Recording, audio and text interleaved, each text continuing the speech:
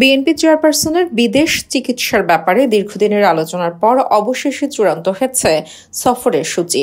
7 জন চিকিৎসক সহ 16 জন সদস্যের একটি টিম নিয়ে চিকিৎসার জন্য আগামী 7 জানুয়ারি লন্ডন যাচ্ছেন বিএনপি চেয়ারপারসন ও সাবেক প্রধানমন্ত্রী বেগম খালেদা জিয়া।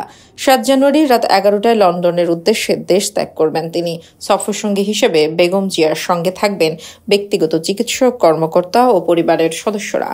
বেগম জিয়ার সফরসঙ্গী হিসেবে তার সাথে থাকবেন তার ছোট ছেলে মরহুম আরফাত রহমান কোকোর স্ত্রী সৈয়দা শর্মিলা রহমান, বিএনপি চেয়ারপারসনের ব্যক্তিগত চিকিৎসক ও বিএনপির স্থায়ী কমিটির সদস্য doctor AZ-M Zahid Hossain, BNP চেয়ারপারসনের উপদেষ্টা ডাক্তার এনামুল হক চৌধুরী, বিএনপির জাতীয় নির্বাহী কমিটির সদস্য ও বাফুফের সভাপতি Tabith Mohammad Awal, doctor Mohammad Shahabuddin Talukdar, doctor Fakhruddin Mohammad Siddique, doctor Nuruddin Ahmed, doctor Mohammad Zafar Iqbal, doctor Mohammad Al Mamun, doctor Sharifa Karim Swarna, BNP চেয়ারপারসনের ব্যক্তিগত সচিব এবিএম সত্তার, বিএনপি চেয়ারপারসনের সহকারী ব্যক্তিগত সচিব মোহাম্মদ মাসুদুর রহমান, প্রটোকল কর্মকর্তা এস-এম পারভেজ, হাউসমেট ফাতেমা বেগম এবং রূপা শিকদার।